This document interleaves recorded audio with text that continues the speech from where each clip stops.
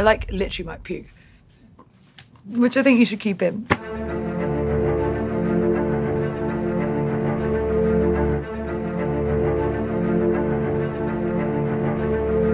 Hey, what's going on, everybody? For First We Feast, I'm Sean Evans, and you're watching Hot Ones. It's the show with hot questions and even hotter wings. And today I'm joined by the patron saint of Hot Ones, Alexa Chung. Camera 1, camera 2. You know her as one of the fashion world's power players from her books, TV shows, and self-named clothing line. But how does she handle her scorching hot chicken wings? We'll find out today, Alexa. Welcome to the show. Thank you. Thanks for having me. Before we start, if you'll allow me to gush for a second. Sure. Without Alexa Chung, there would be no Hot Ones. What? Yes, so our creator, or producer, Chris Schoenberger over there, I know it's a big day for him. He's wearing his nice shirt. Oh, that's great. I'm wearing my casual smock dress from the 1800s. He was a big fan of your offbeat PopWorld interviews, and then even the name Hot Ones is kind of inspired by the big ones. And then you've been a white whale of ours since we started the show. It took us 2 years to get you in the seat. And at the risk of just emptying a full clip into my foot before the interview even starts, have you ever heard of this thing? I have via Bianca, who's my publicist. If that sounds wanky, I apologize. Sometimes you just gotta have them. And she said there was this thing going on and it was really cool and funny and loosely based on this situation that I used to do on television in Britain. Just as we did with your countrymen, Russell Brand and Ricky Gervais, we're doing vegan nuggets today. Yeah. Alexa, you ready to get it going? I am, let's do this.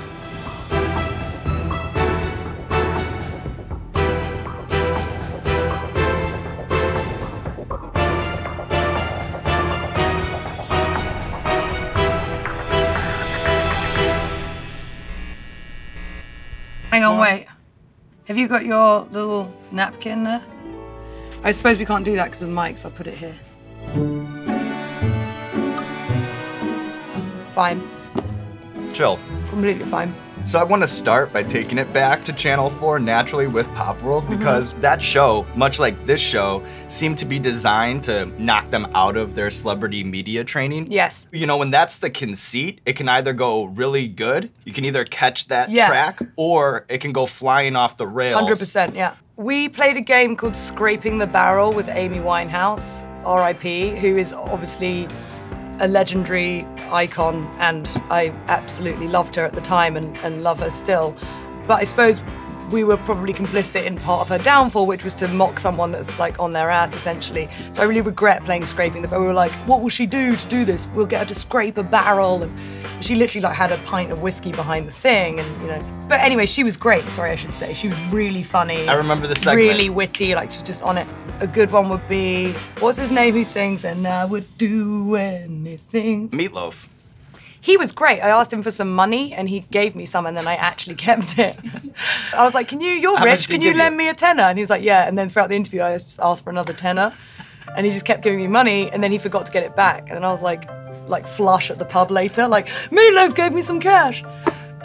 Those were the days.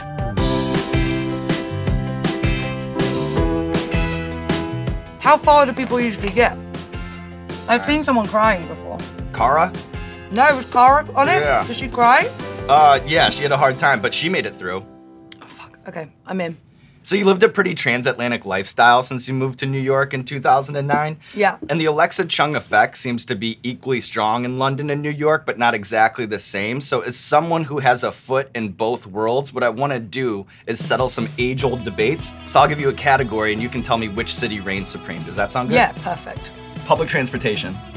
I mean, they're both bad, aren't they? New York subway is great, but then you can wait on the platform for 12 minutes and they don't really tell you when one's coming along. In England, at least you know where you stand. It's like 1 minute away, 2 seconds away, going to places that have funny names such as Cockfosters. Where's the better style? Oh, England. Sorry. I think there's a room for irreverence and quirkiness in Britain, or it's expected and celebrated when people are eccentric. This is going back from like, fucking King George or something. People like it when you're a bit weird. Whereas in America, there's safety and uniformity. It's still interesting over here, but it's maybe a bit slicker, whereas you get fewer looks for dressing like a freak when you're walking around in London. Food. America, hands down, or New York specifically. In England, it's like shepherd's pie and like really old-timey things. They're all the same foods, it's just potato-based beige stuff on a plate.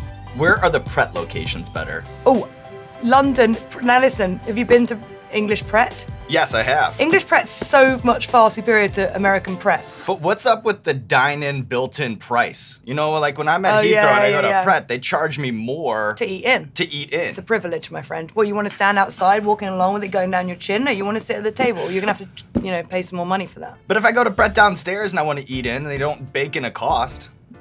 But maybe they're putting the cost somewhere else. Maybe they're charging you for some extra mayonnaise or something. So this next one is the Secret Aardvark. It's out of Portland. You can tell because their artwork's kind of better, like they've had a bit more weed. Like they're like, you know what'd be cool? He should have his nose like in the bottle. Yeah, man, that's cool. It's Crystal, Louisiana, all uptight. We're old-timey. Okay. Fine. So as we've talked about already, you jumped the pond in 2009 to host MTV's It's On with Alexa Chung. Yeah, see now, I could see it coming when they said they were gonna call it that. I was like, don't call it that, because there's an obvious pun that's gonna happen when this is inevitably cancelled, which it subsequently was. I got fired, and then it was off with Alexa Chung. I was like, bye friends and everyone I love, family, etc. I'm going to America to make it. And then I got here, had no friends, like literally not one friend. They rebuilt this Brooklyn apartment to represent mine, which didn't look the same. And they wanted me to talk about what I was doing every day, but I was like, what I'm doing every day is receiving the script at 10 p.m, learning it in bed, getting up at 6, coming back here, and having a nervy bee. And the other thing was I refused to buy a television, which was a big bone of contention. So I never really knew who was on. Like, I would be interviewing like 16 and pregnant people, or like Bradley Cooper before Bradley Cooper was Bradley Cooper, you know, and I'd be like, who is this guy? And they were like, he's on a thing called The Hangover. And I'd be like, sounds terrible. Okay, Bradley. You know, so there was a lot of that. Unsurprisingly, they decided to curtail the action. Scotch bonnet. Mm-hmm. Have you ever shit yourself just sitting here? So far. I've been able to goes duck right that. through me. The other thing was on my MTV show, we used to have Bieber on as a recurring guest because he wasn't like a big deal yet. No, you had heavy hitters left and right. Yeah. Rihanna, Tyra Banks, Kim Kardashian, Bieber recurring guests. They weren't really like, well, Bieber was on the verge of, you know, tilting into being, on the cusp. We used to call him Hug Boy, because whenever I used to see him, he used to give me a side hug, and we'd be like, oh, it's that kid. That's crazy. And then years later, I was interviewing him on the Golden Globes red carpet. I was doing that thing, which went terribly. And he was being too cool for me. And I was like, excuse me, Hug Boy. I think you're being a little too cool for me. We used to be buddies here. And he was like, oh, sorry. Yeah, that was funny. I don't know whether to tell that. Is this edited or is it just run? Yeah. This is gonna cut into a nice little 22-minute episode. Can I tell the Golden Globe story to just really clear it up once and for all? Yeah, sure. I think you should. So I hosted the Golden Globes red carpet. It was after my MTV show was no more, and I was just like, literally this. And my agent was like, we've got a job for you. They want you to host the Golden Globes red carpet. And a live red carpet situation is kind of anyone's worst nightmare. They'll be like, okay, we've got Angelina Jolie. Angelina Jolie, go. And you're like, hi, sorry, Angelina. And you just feel like a piece of shit. Mm-hmm. They don't want to talk to you. You're literally like, I'm a piece of shit. It's awful. And then, you know, in live TV, you often have to fill to make up the minutes. I hear them panicking about what they're gonna do, and they decide, all right, Carson, throw it to Alexa. Alexa, we're gonna run down with some idiot boards, which are like the boards with words written on them, like, speak about the pink dress. And you're like, oh, the pink dress. So I'm live, I'm talking.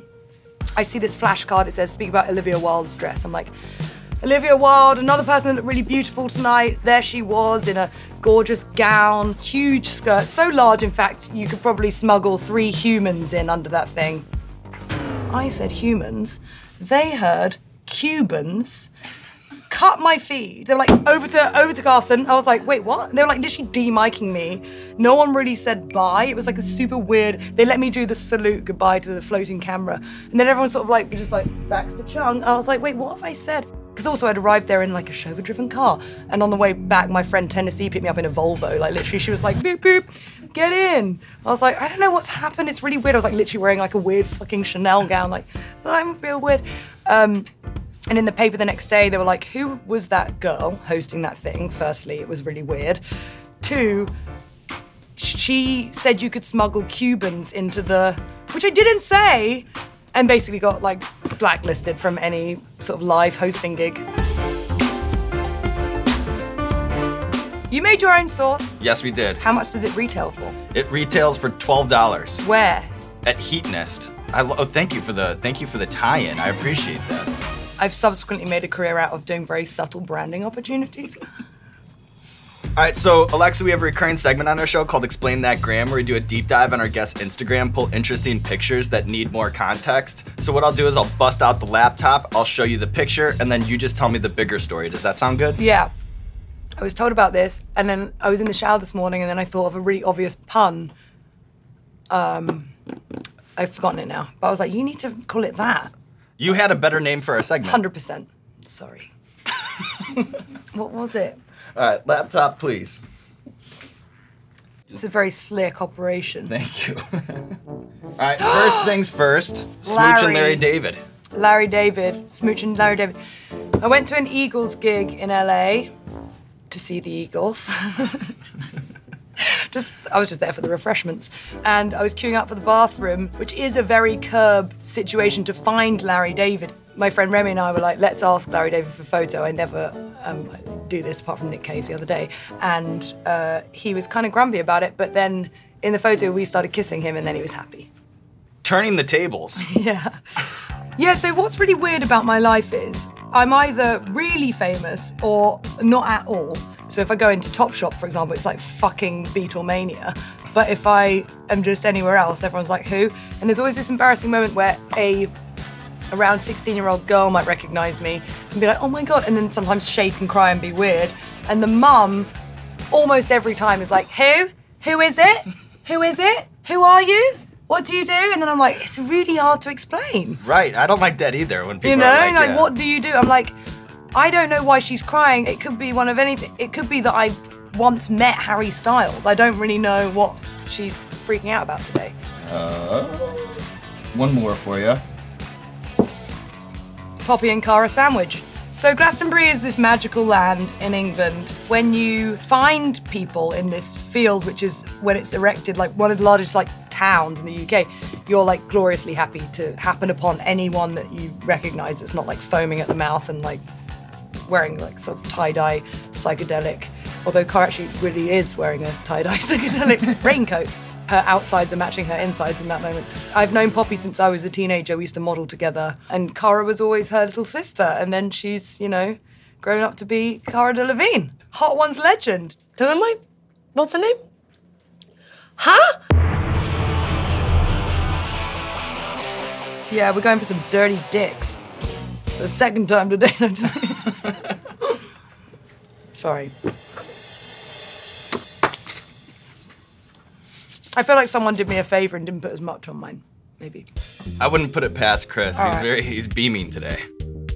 So in your future fashion web series for Vogue, you delve into some of the aspects of fashion that don't get talked about a lot. As someone who's been in this soup since you were 16 years old, what's one thing that really is as bad in the fashion world as everyone says it is? And photographers being creepy. Photographers being creepy. Yeah.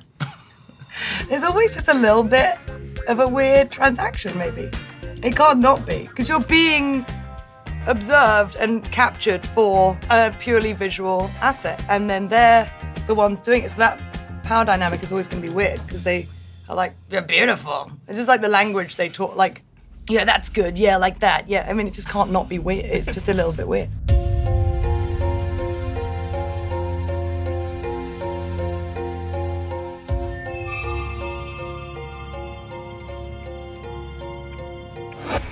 Uh-oh. Oh, yeah.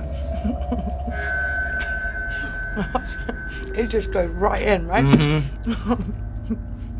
That's mean, because you like lull us into a full sense of security and then boom! But then what's the alternative, Alexa? Would you rather us start cranking it up early? No. Not at all. Oh my God, it's like fucking crazy.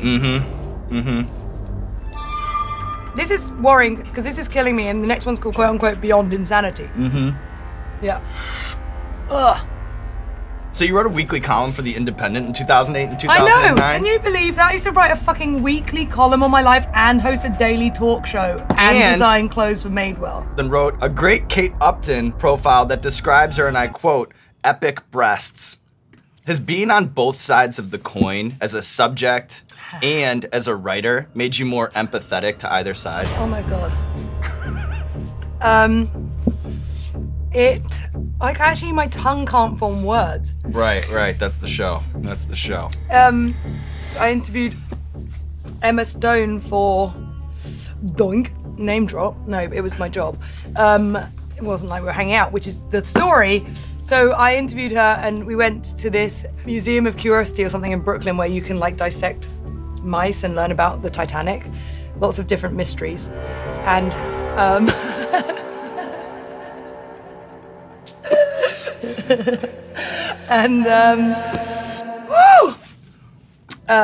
she's amazing, and so I thought we were like literally best buds. By the end of the day, I was like, oh, I must say my best friend. And then I saw her another time, and I was like, hi. She was like, hi, but like that thing where not even an Oscar-winning actress can like fake knowing me. I was like, fuck.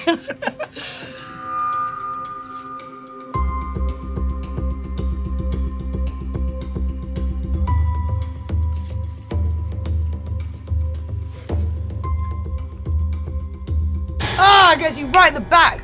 Yeah.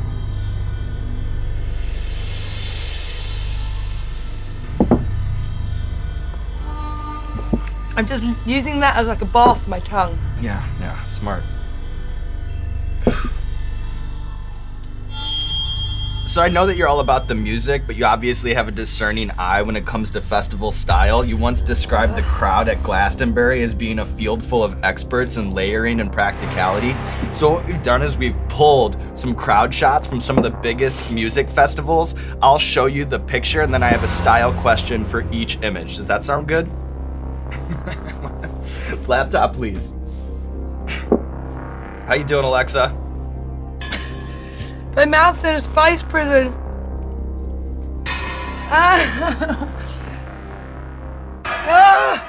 It's so bad.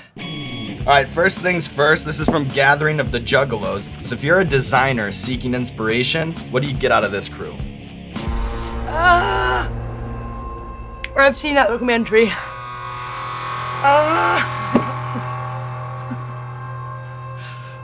Will it go away ever? It has a half-life, Alexa. It has a How half-life. long? As bad as you're feeling now is the worse it's gonna be. I've seen this documentary. They all dress like shit. I'm getting nothing from this. Coachella. Now you're very generous when it comes to other people's style, but is it safe to say that Coachella is the music festival with the highest percentage of bricked outfits? Okay, listen. Let's talk about Coachella. I don't know. They made it 2 weekends. The emphasis on commercial gain over artistry. It tipped, and then it got more people. I don't know what happened. Everyone dresses like shit there. This is from Burning Man. What's your position on accessorizing with Victorian era antiques? I can't. I had a 7-point argument actually during the Burning Man weekend when I was in LA. Everyone was like, "Are you going to Burning Man?" And I'd boiled it down. I've now forgotten the arguments because my tongue feels like it's literally disintegrating.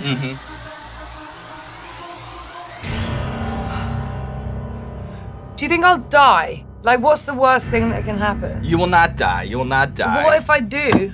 I would feel horrible about that. And it would take, I don't think I could continue the show. So this one is Blair's Megadeth sauce with liquid rage.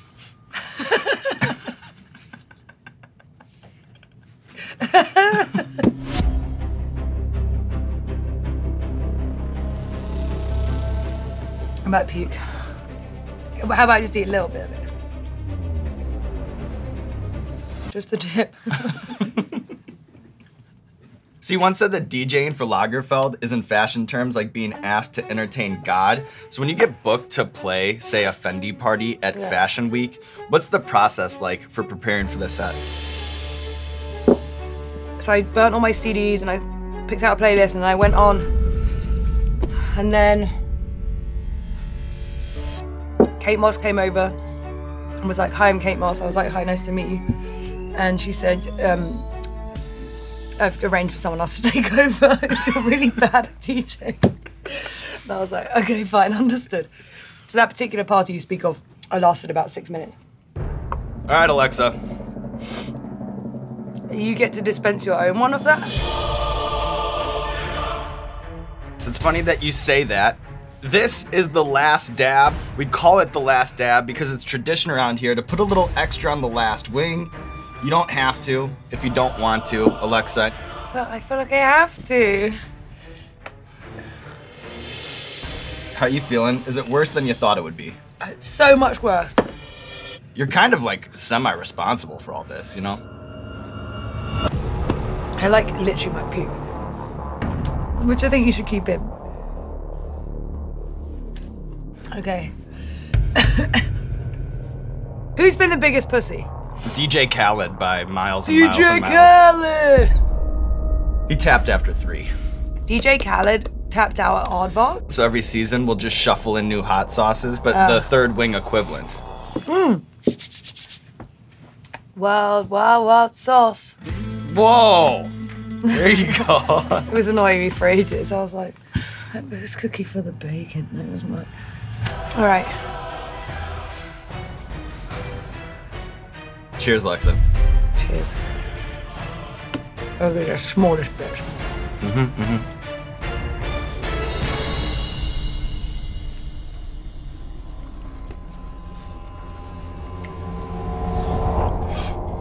All right, Alexa Chung, now that you've gone through 10 vegan nuggets, run the board back against the ropes, but still resilient enough to stay in your seat and not projectile vomit, I have one more question for you, and we're pulling a page out of the Alexa Chung playbook. I want to take a wing to go down some completely made up fan questions, which in this case may or may not be recycled from some of your own celebrity interviews through the years. Does that sound good? Great. All right, up first. Would you rather have a receding hairline or a proceeding hairline? I couldn't get over that one when we wrote it.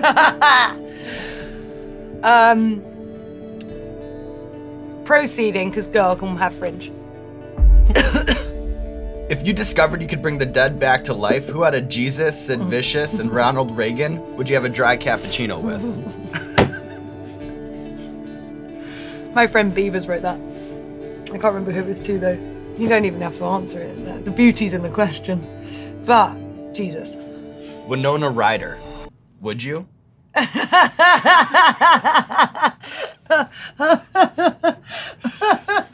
they're really good. That was from this thing. There's a really funny radio show in England called Just a Minute, which is like super old-timey. It's what mums listen to on Radio 2, I think. I'm actually gonna puke after this. And it's a pun game. And they had to, it was something like, oh, I once got a horse.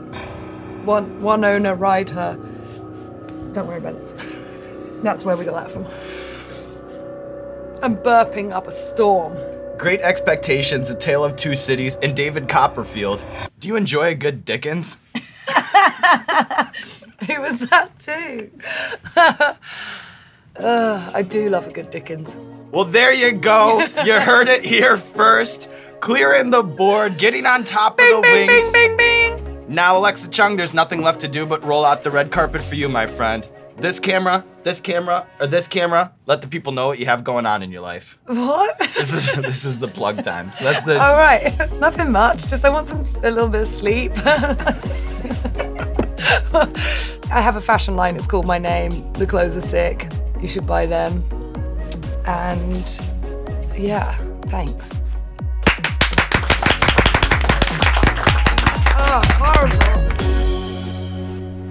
Hello world, Sean Evans coming at you to say thank you for watching. If you like what you saw, please subscribe. We're hovering around the 3,000th ranked YouTube channel in the world. It has been a childhood dream of mine to be somewhere in the mid-2s. We're so close. Help make an adult bald man's dreams come true. Please, please, please. JK, no pressure. But if you do subscribe, I appreciate it.